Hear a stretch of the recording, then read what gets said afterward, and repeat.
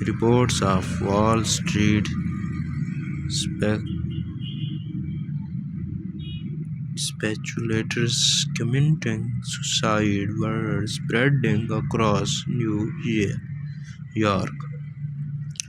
She and her children greeted Jesus at the door in tears, while her mother was so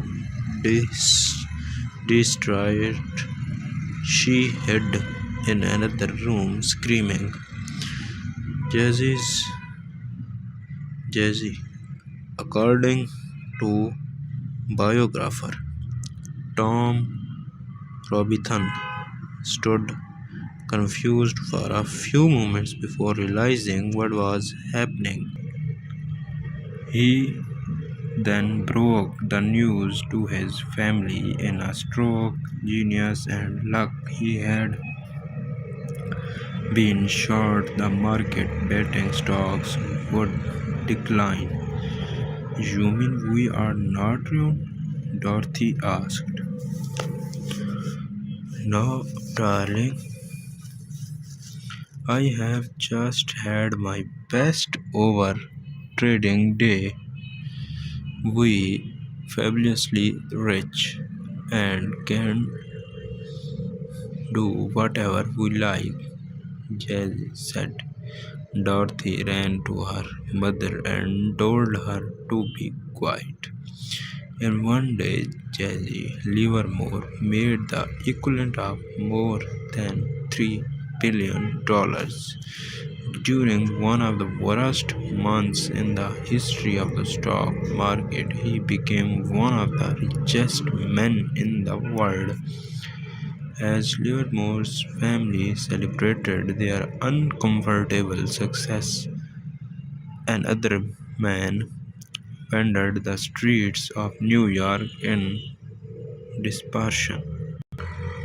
Abraham Chernatsky was a multi-millionaire real estate developer who made a fortune during the roaring 1920s.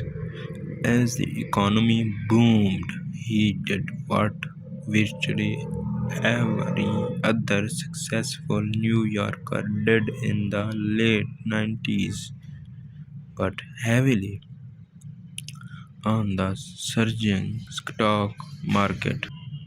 On October 26, 1929, the New York Times published an article that, in two paragraphs, portrays a tragic ending. Bernard H. Sandler, an attorney of 2025 Broadway, was asked yesterday morning to Mrs. Abraham Chernatsky of Mount Vernon to help find her husband, missing since Thursday morning. Chernatsky, who is 50 years old and East Side real estate operator, was said by Sandler to have invested heavily in stocks. Sandler said he was told by Mrs. Chernatsky that a friend saw her husband late Thursday on Wall Street near the stock exchange. According to her, husband was tearing a strip of trickle tape into bits and scattering it on the sidewalk as they walked toward Broadway. And that, as far as we know, was the end of Abraham Chernatsky. Here we have a contrast. The October 1929 crash made Jesse Livermore one of the richest men in the world. It ruined Abraham Chernatsky, perhaps taking his life. But fast forward 4 years and stories cross paths again. After his 1999 blowout, Livermore, overflowing with confidence, with confidence with made larger and larger bets. He wound up far over his head and increasing amounts of debt and he eventually lost everything in the stock market. Broke and ashamed, he disappeared for 2 days. In 1933, his wife set out to find him. Jazz L. Livermore, the stock market operator of 1100 Park Avenue, missing and has not been seen since 3 p.m. yesterday, the New York Times wrote. 1933, he returned, but his path was set Livermore eventually took his own life. He returned, but his path was set Livermore eventually took his own life. The timing was different, but Zimnaski and Livermore shared a character trait. There will be They were both very good in getting wealthy and equally bad at staying wealthy, even if wealthy is not what you have applied to yourself. The lesson from that observation applied to everyone at all income levels. Getting money is one thing, keeping is another. If I had to summarize money success in a single word, it would be a survival. As we will see in chapter 6, 40% of companies successful enough to become publicly traded lost effectively all of their value over time. The Forbes 400 list of the richest American has averaged roughly 20% turnover per decade. For cases that don't have to do with death or transferring money to another family member. Capitalism is hard, but part of the reason that happens is because getting money and keeping money are two different skills. Getting money requires taking risk, being optimistic, and putting yourself out there. Be keeping money requires the opposite of taking risk. It requires humanity and fear that what you have made can be taken away from you just as fast. It requires flexibility and acceptance that at least some of what you have made is attributable to luck. So past success can't rely upon the repeat independently. अच्छा मंदे ना गाड़ा. Wicket keeping requires our foresight. Taking risk it requires humanity and fear that what you have made can be taken away from you just as fast. It requires serenity and acceptance at least some of what you have made the attributable to luck. So past success can't rely upon the repeat immediately. Mitchell Mortis, the billionaire of Square Capital, was asked by the Charlie Rose.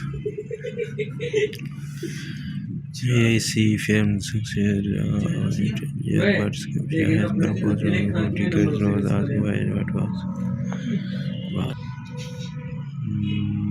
Mauritius. I think we have always been afraid of going out of business. Rose really so it fair only other paranoid survive. There is a lot of truth that we assume tomorrow won't be like yesterday. We can't afford the rest on your lurers, lurals. We can't complain. Estimate we can't assume that yesterday's success translate into tomorrow's good fortune. Not growth or brains, the ability to stick around for a long time without weeping out or being forced to give up is the biggest difference. The cornerstone of your strategy, whether it is in investing or your career or business of you own. First, more than I want big returns, I want to financially unmarkable, and if I am unbreakable, I actually think I will get the biggest returns because I will be able to stick around long enough of compounding to work wonders. No one wants to hold cash during a bull market that want to own assets that go up a lot. You look and feel conservative holding cash during a bull market because you become the actually aware of how much return you are giving up by not owning the good stuff. Say cash earns 1% and stocks return 10% of a year. That 9% gap will gnaw at your average day. But if that cash prevents from your having to sell your stocks during the bear market, the actual return you earned in the cash is not 1% of the year. It is could be many multiple of that because preventive and well time stocks trail can do more for your lifetime return the picking dozens of big time warriors winners.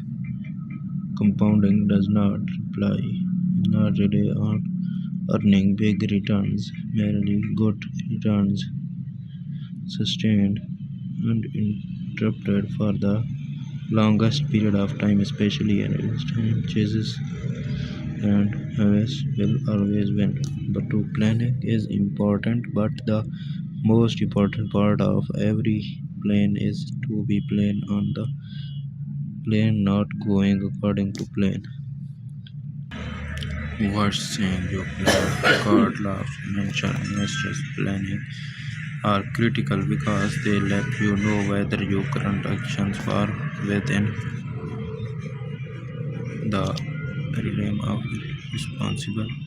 But few plan of any kind survive their first encounter with the real world. If you are projecting your income, savings rate, and market returns over the next 20 years, think about a big stuff that set in the last 20 years old can cover September. Our plan is our useful if it can survive reality and a future filled with the unknowns in everyone's reality. A good plan does not pretend is not a true. It embarrasses and impasses rooms of error. The more you need the specific elements of a plan to be true, the more fragile your financial life becomes. It if there's enough room for error in your savings rate that you can say not be great, it did not be great of the market returns 8% of the year over the next 30 years, but if it only does 4% of a year, I will still be okay. The more valuable your plan becomes, many birds fail because well, not because they were wrong, but because they were mostly right in a situation that required things to be exactly right. Room for error, often called margin of society, is one of the most underappreciated forces. In France, it becomes in many forms a usual budget, frugal budget, flexible thinking, and a lost timeline. Anything that you live happily with the range of outcomes. Lost timeline, anything they lets you have happily with a range of outcomes. It is a different from being conservative. Conservative is avoiding certain level of risk margin of society, rising of odds, success at given level of risk, increasing your chances of survival. Its magic is that higher your margin of society, smaller your edge needs to have a favorable outcomes.